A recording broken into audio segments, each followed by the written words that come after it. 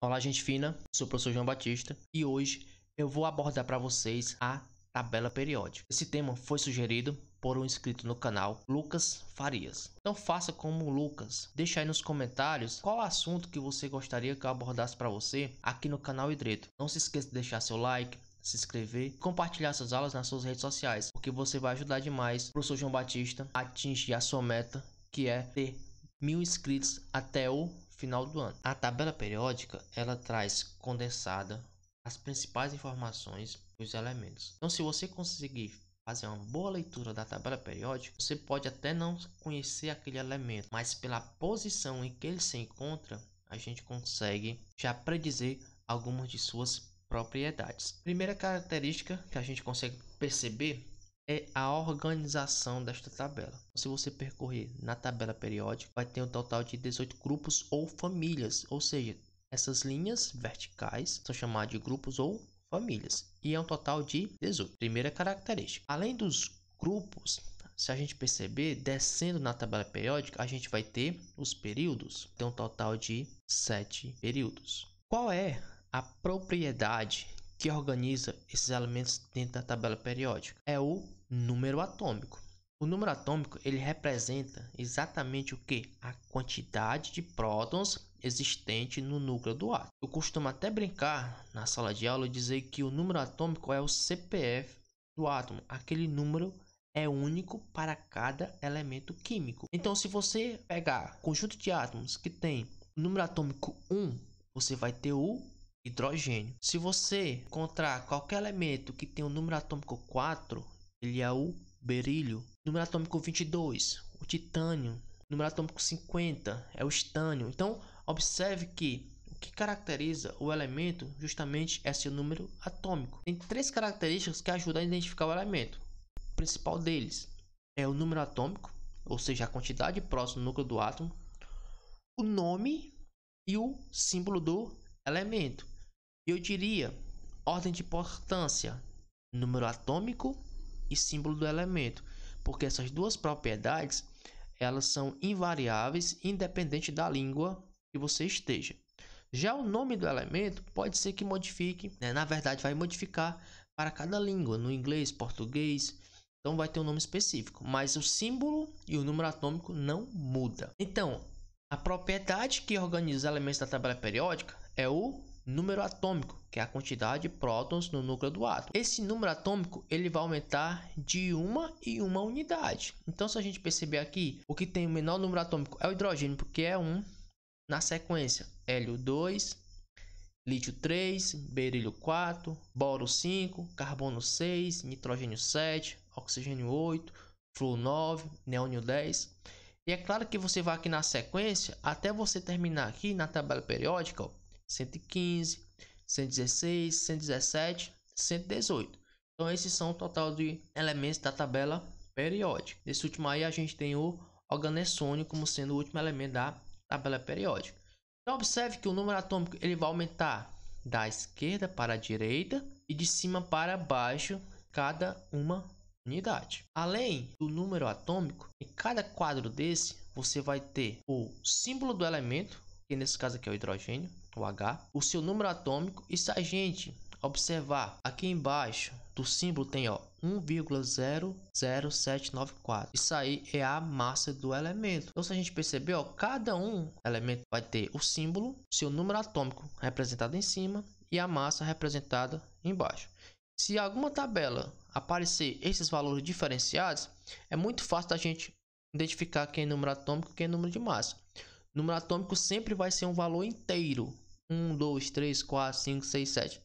Já a massa, como é a média ponderada dos isótopos daquele determinado elemento, então a massa sempre vai ter um valor decimal. Se tiver um valor fechado, porque dependendo da tabela periódica, pode vir que a massa venha um valor arredondado, pode ser que em alguns casos a gente tenha a massa como um valor inteiro, mas note que aí foi um arredondamento do número. Outra forma da gente identificar número atômico, ele vai variar de uma em uma unidade. Massa atômica não, ela é diferente. Outra coisa que a gente consegue perceber dentro da tabela periódica é que a gente tem colorações para grupos de elementos, porque justamente esses elementos eles têm assim uma característica marcante entre eles. Se a gente pegar aqui a primeira coluna da tabela periódica, excluindo o hidrogênio, a gente vai ter os metais alcalinos. Por que metais alcalinos? Porque esses metais vão formar bases. Então, os metais alcalinos são esses elementos do grupo 1 menos o hidrogênio. Na verdade, o hidrogênio é até um elemento à parte, né? Não se encaixa bem em nenhum grupo. Por que ele está aqui no grupo 1? Justamente porque ele tem um número atômico 1 e tem um único elétron na sua camada de valência. Já os elementos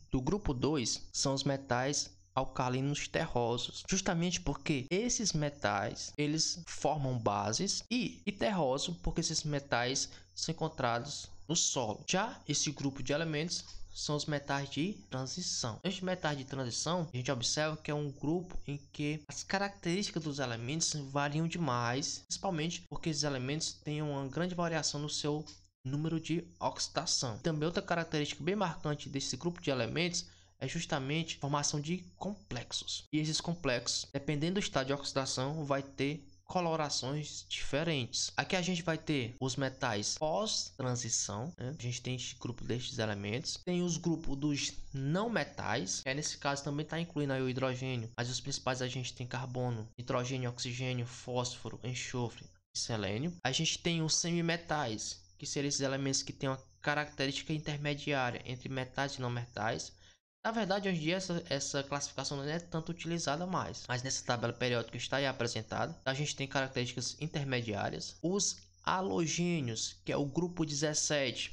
Os halogênios são os elementos formadores de sais. Então, quando esse grupo 17 reage aí com o grupo, principalmente o grupo 1, grupo 2, a gente vai ter a formação de sais. Os gases nobres, né, tem esse nome justamente porque são os elementos que a gente consegue encontrar na natureza isolados, né? Até existe a teoria do octeto, que é baseada em cima dos gases nobres, mas a gente sabe hoje que em condições especiais os gases nobres conseguem formar compostos. A série dos lantanoides ou lantanídeos, né, é justamente esta série que está abaixo da tabela periódica. Quero chamar a atenção para você o seguinte, que por mais que esteja aqui separado, né, mas ela faz parte da tabela periódica.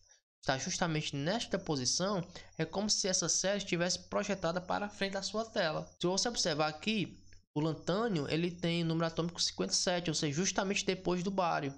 E aqui no final da série, lutécio 71, justamente aqui na sequência aqui, a gente tem o hafnium, que vai ser 72. A série dos actinoides, né, eles vão estar justamente nesta posição.